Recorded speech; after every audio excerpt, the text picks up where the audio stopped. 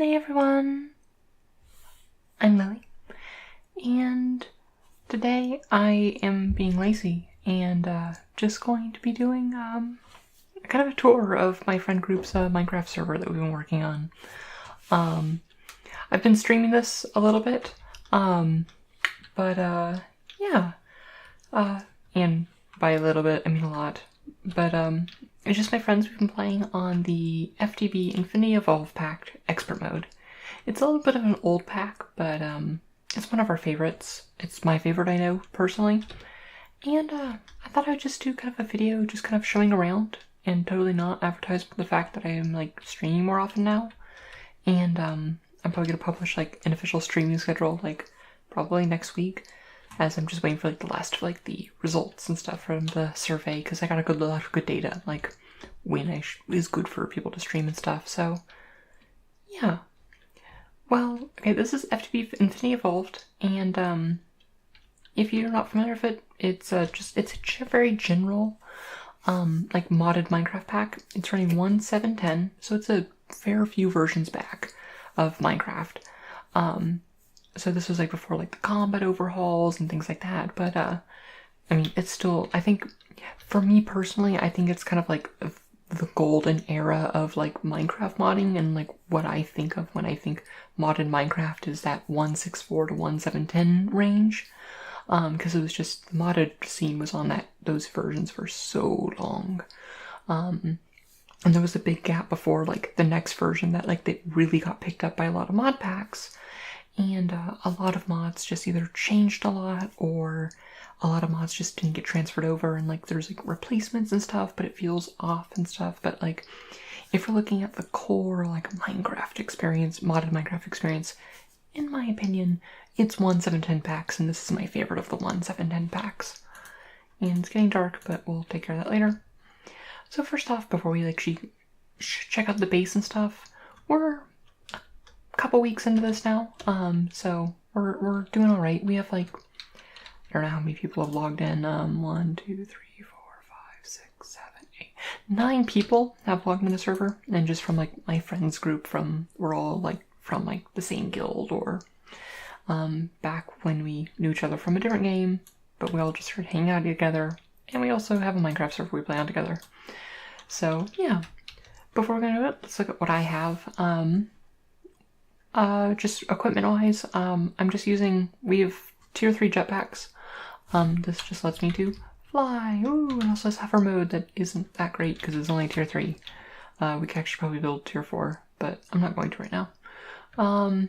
Just some basic flex mute armor and longfall boots because they're OP. But like one part of expert mode, and one thing that this mod pack does is it rebalances all of the recipes. So it's kind of like a challenge pack, like a quest-based challenge pack that you'd find in other things, while still being kind of like that main kind of general like general use modded Minecraft pack. Just rebalance so you're not through the entire tech tree in a week, like happens with a lot of modded Minecraft. So yeah. I'm still using Tinker's Constructs tools, just because in this version, this was before a lot of the rebalances for Tinker's Constructs, and it's one of the mods I really like the newer versions of, but we're stuck with this older version.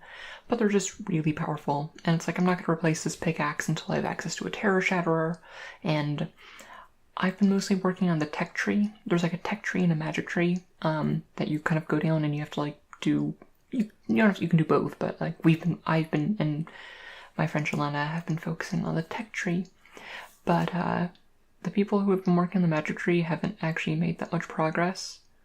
I need a Thaumic Restorer. Please finish it. I need it for bees. Jeez. But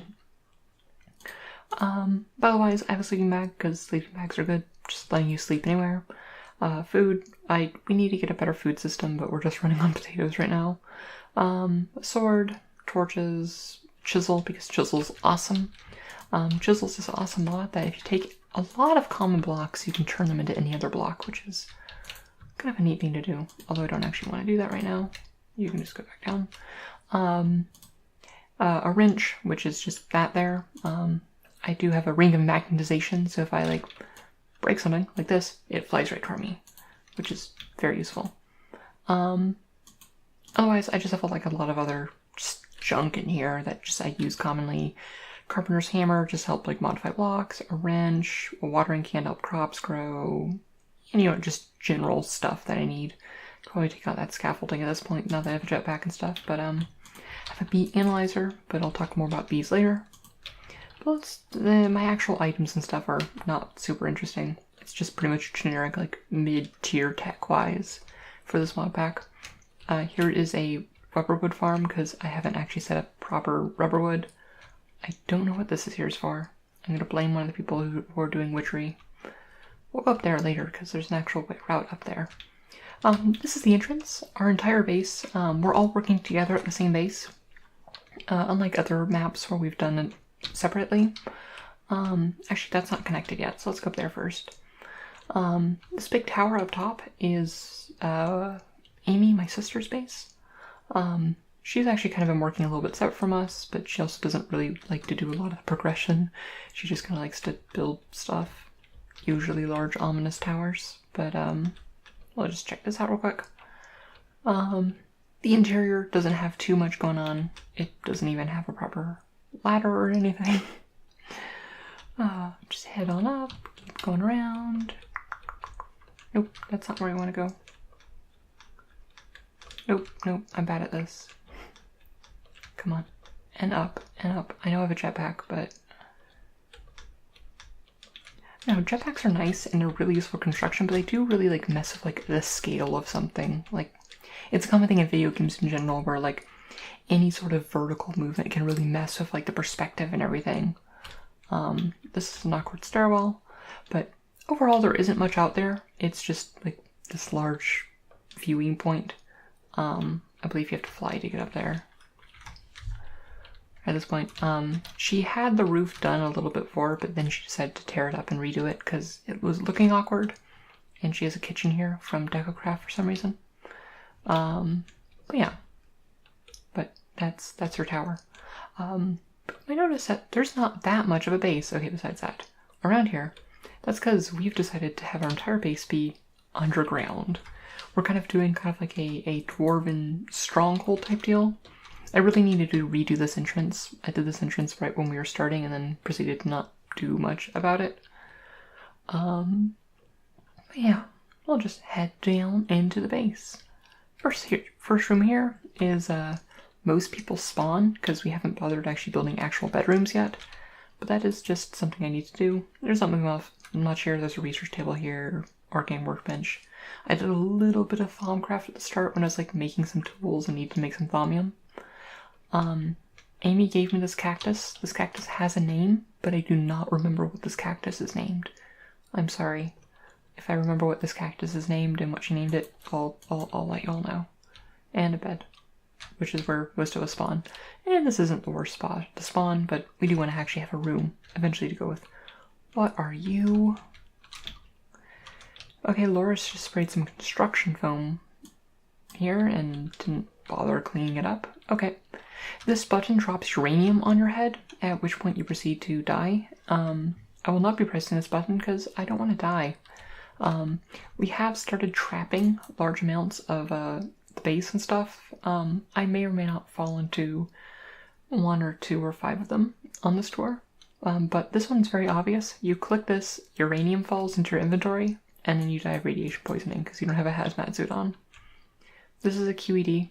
It's just for crafting certain recipes. I don't know why it's in here. It should be in the machine room. This, you might notice, is I have these 2 pouches in here, which also correspond, are very similar function to these 2 chests. These 2 chests are just for anyone who's visiting or doesn't have their pouches for some reason. Oh, nope. Come on. You got this. I believe in you. It's not obsessive. Alright, there you go. So this chest, ender chests and ender pouches work just like they do in vanilla, but this is like, actually, the ender chest mod, or it's now called ender storage, actually predates vanilla ender chests. But if I put anything in the white chest, or the white, these go directly into the system. They're actually pulled out in our vault below, which we'll visit later on the tour. But, this allows me to put anything into the system, and it'll just fall in here and be immediately sorted. Like, let me I'll show you in a minute.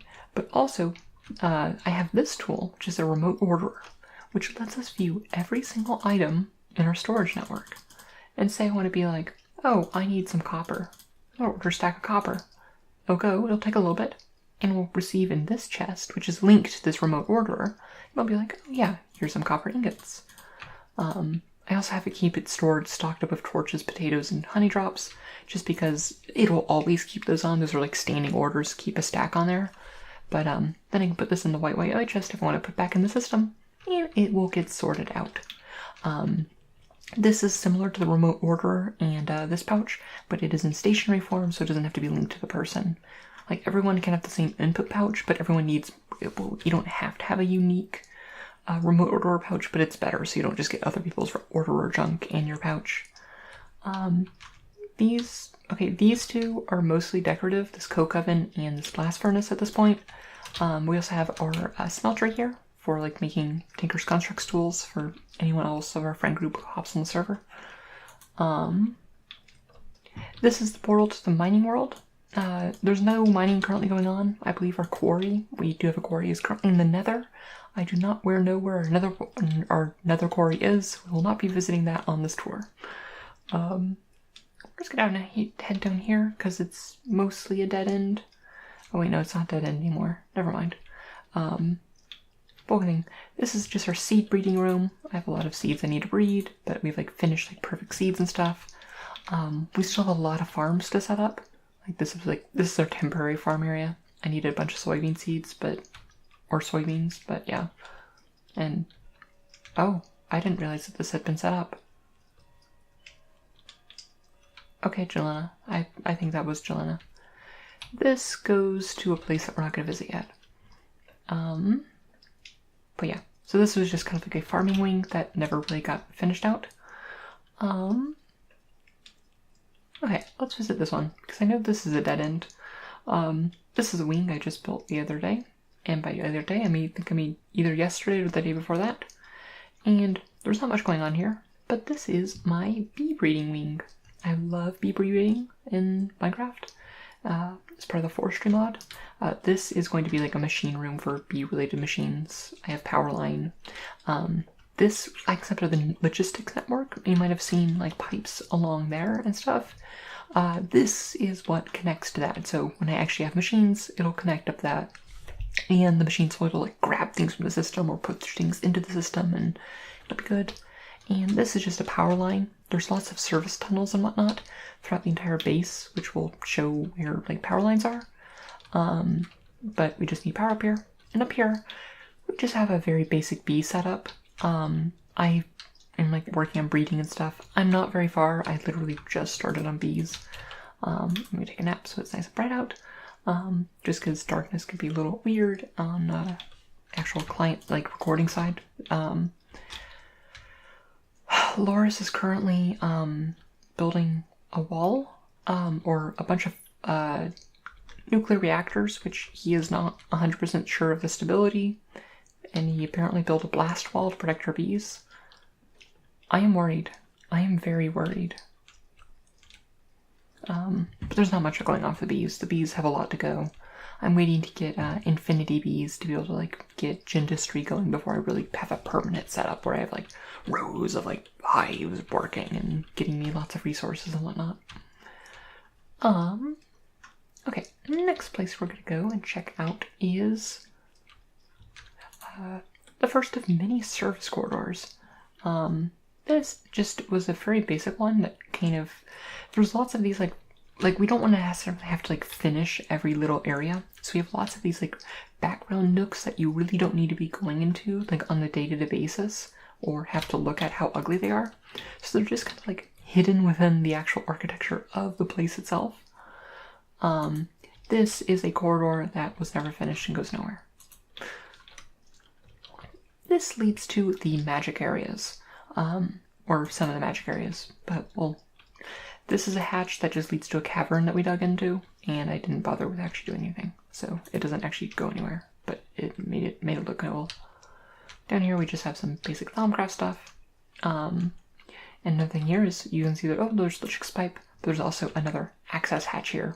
There's a ethanol line there, which brings it up there. There's more logistics pipes going out all over the place and whatnot. If we travel, nope, we don't want to travel down that way. If we travel over this way, this place is getting to become a bit of a labyrinth. This is our infusion altar, which they have not finished. It's been sitting unfinished for like a week because they haven't built the runic matrix yet. I don't know what they've been doing, but they have not been making progress on magic. This is where you hit your head a lot, and you head down to the why has he just been spraying construction foam everywhere? A very not fancy looking Britannia room, which is very much not fancy because they've not made very much magic progress. I don't have too much to say about these areas because A, they don't actually have that much progress, and B, I didn't build them. Oops, that's a hole. And here is Radio's room. This used to be a not a bottomless pit, but a pit into like a monster-infested cavern, but then it got dug out. So having her very precarious bedroom for her luxury suite, as it says, was a little bit more dangerous. But now it just leads to like a light, which isn't as great. I spent hard building this room for her. And off this way, there's a new room right next to us, which is our witchery room. But this corridor, which we'll just run down because reasons, this leads to her like witchery cavern, which is looking actually quite nice. I actually don't know what that is. What is that?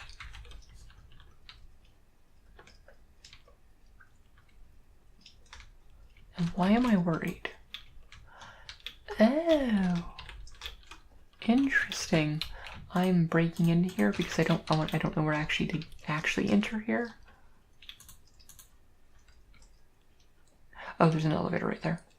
Oh, that's cool. So you go up and like can go up into this like actual like room area, but then you go down here, and I assume this could be where like some other stuff is going, and she has her altar and stuff. That's really cool. I actually haven't visited here in a while because, again, I'm not working on this areas. This is a giant room they carved out, which is going to be the home of a giant statue of a penguin. They have not made much progress. Okay, and now let's head back to the main room. Woohoo! That is, I believe, all that's on that side of the corridor and that wing of the place.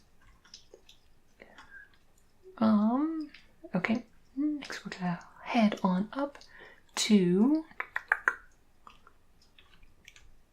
the machine wing. This is stuff that I've been working on.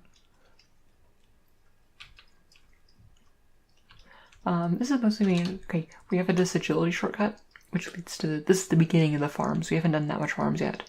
But what Radio's doing is Radio's also doing all the farms and stuff, but she hasn't had a chance to put them all up. Is each farm is going to be linked by agility shortcuts, like RuneScape style agility shortcuts. And well, there's no way to get down. This one was set up rather hastily because we needed potatoes for our power setup. But we're all making them all 23 by 23 farms. But this is where we grow our potatoes. But there is not much to see there. It's just like, this is the beginning of where our farms are. This place is also just really looked cool to look at, like on the actual mini map itself. But if you head down here, this central area is kind of like with our initial machine room. It's where a lot of the manual machines are. These water wheels, which are actually running on molten silver, I would not recommend taking a dip. It hurts. This is our initial power, although it doesn't produce that much power yet. This is our main capacitor bank. It actually goes down into the engine room below there. But what is this? What are they doing here? Loris, what are you doing? Loris likes doing dumb stuff like this. It's like, you literally have a transfer into here. Why didn't you make just a water source? Loris. This line just goes out to our quarry. This is just our dimensional transceiver, which just sends power across dimensions to like get our quarry.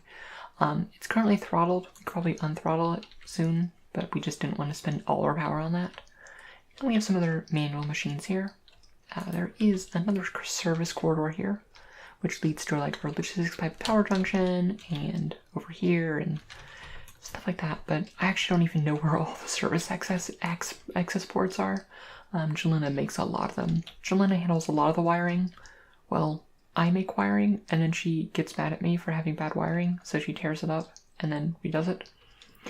Well, but this is our main source of power right now, and this is 64 compression dynamos. They go 16 top to bottom, and 4 of them.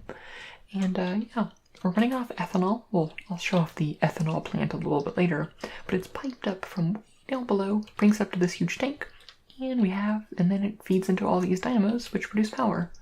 They are there's this power thing where it only will produce power when the engine, the capacitor tank is low enough. Pretty good. I have these culinary generators here as kind of like a stopgap system if for some reason we run out of ethanol and we need to restart, jumpstart the system. I can throw a bunch of food in here and it will temporarily hit the system back into gear. Yeah, here's just some more manual machines. We got a lot of inter-IO stuff and thermal expansion. Here is our auto ore processing. It's grown uglier over time, but the logistics system puts stuff that needs to be either smelted in this crate or things that need to be pulverized in this crate. They get ground up, they got sent out, and then they get sent back into the system. Also, since I'm starting on bees, this is where combs and stuff go to be centrifuged. I'm not going to go in too much into the how-to of how our logistics system works, just because we'd be here all day. Logistics pipes is cool. See potatoes flying through the system. This is the beginning of a block factory. I haven't finished it, but it keeps us stocked up with things like sand, glass, obsidian, snowballs, other things. It just keeps the system stocked up, and the system can read from this. So, now if we go in here, we see oh look, this is the beginning of our vault. It's oh no, how do we get in? Because I don't want to die to this trap. Oh look, there's this very obvious button, which activates the strap, which drops you into molten silver. I built this trap. I am the person who's fallen into this trap the most, because I am dumb. But there's a very not as visible button right here, which opens this vault, which will then automatically close behind you. After a little bit, it actually worked out quite well. The wiring is not as elegant on this side. Essentially, it receives a pulse that comes in here, and I just have a state cell, which will trigger the NOT gate, which causes these to become a bit less retracted, and I could change how long the door stays active here and things like that.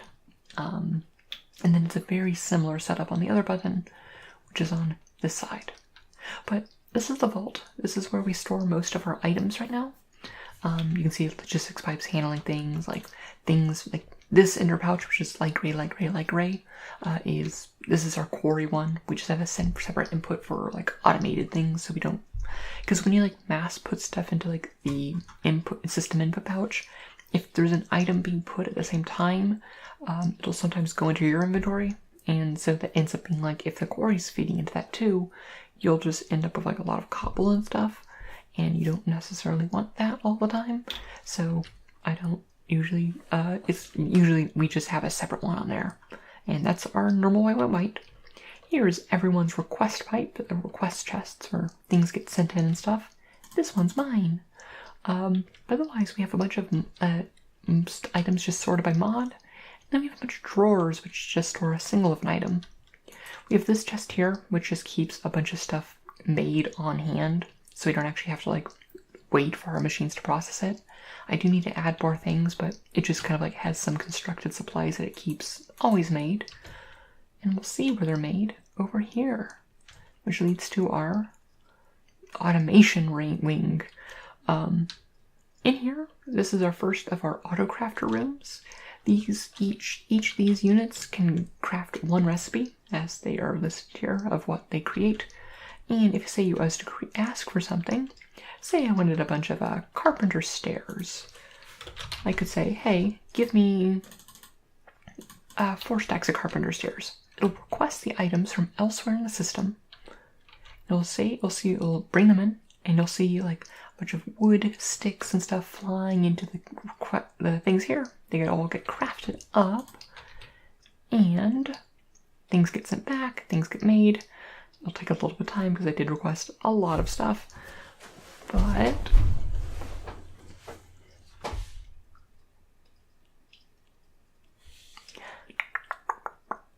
come on, you got this. Yeah. But long story short, it's getting filled up with carpenter stairs. But this is the first of several rooms. We'll go over there in a moment. We also have an elevator here, which goes down, we're just trying to fill up this one because we need more than one. I don't know what Jelena's planning to do with here. Jelena built this new floor, but I haven't done much with it. This is our machine automation room. This is just where machines that you don't need to manually access. It's not great for manual access. Like, you're not going to get into this pulverizer very easily. But it's just the system itself knows how to use all these machines and stuff. That's like where we make all our alloys. This is where we laser stuff. I still need to make some more lasers. This is where we make steel. And other things like that. So it's just kind of like our general machine automation area. Over here we have a bunch of drums of liquid meat because for some reason Jelena has just kept spawning pigs instead of stopping that like a reasonable person. I have no idea.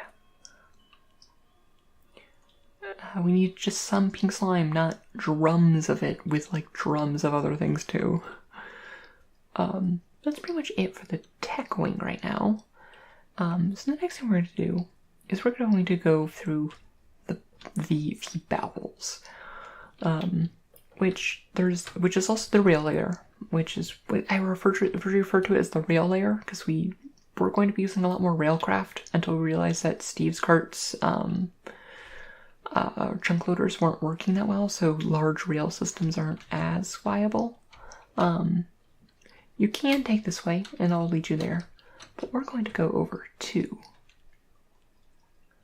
Loris's area, where Loris is currently planning on building a bunch of reactors, which I am mostly worried about. No. Okay, I don't even know what else this is. So Loris has his own machines and stuff for some reason, but Loris likes these huge crystals, and I don't even know how he fully moves around. I don't even know where this liquid emerald comes from. But yeah, no, he's planning on 10 of these things, which, oh, I didn't realize they were all in here. Oh, I did not realize how far he's gotten so far. Oh, this is something. Okay, I don't even know where to begin on how to untangle how all this is supposed to be working. Okay, he's still filling out all these nuclear reactors. This is terrifying. Okay, I thought he was going to have like separate crystals. No, he just has one giant... Oh, and if one of them blows, they'll all blow. Okay, that is cool though. That does look cool, where he has like this like green goop and stuff, like smoker blocks and stuff. Oh, that's looking really cool. But I am worried about it working. Or not so much working, but I'm worried about it blowing up, because that is a very real possibility, and he keeps warning us about it, and he's been talking about reinforcing the area. But then this heads out into the rail layer. Originally, all those compression dynamos that we saw back in the main engine room were running off fuel, and we were running carts going to like nearby like oil wells, like all the way over here, all the way like up here, and like bringing back oil and like doing that. But then it became an issue of chunk loading, so we switched over to ethanol, which is a lot less cool than just like carting an oil from further and further away. yes, we could just use ender tanks, but where's the fun in that? So for the most part, we've switched over for our carts madness being our, like, a bunch of farms and stuff. There's a bunch of rail logics and stuff here. They're planning on doing, like, animal farms. I don't understand this. But this used to be, like, our rail station where you'd, like, unload a bunch of oil. I don't know where that oil came from. But now we have over here, we have a bunch of tree farms that they're building. And I think they're just expanding out more and more tree farms as they work on this, which is going to be cool. But yeah, no, this is our tree farms. We're gonna have a bunch of them. I think we're gonna have 8 in total. So that'll be neat.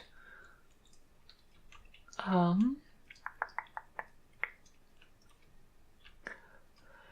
then we have I don't know why these generators here, but this is where we produce all of our ethanol. We have a bunch of stills, which like get potatoes and fertilizer, which get turned into ethanol, which into biomass, which goes into these refineries, which turns into ethanol, and then sends them up in this pipeline, which goes all the way back to our storage room. And I believe with that is most of our base so far. Like we're not at the end of this pack by far, and I figured it's kind of like I might do a video like when we actually like get to the end game and we get it better. The reason I'm doing this now is that because a lot of this is going to be changing pretty soon, at least on the tech side of things, because we're getting pretty close to unlocking applied logistics, which is really hard to get into because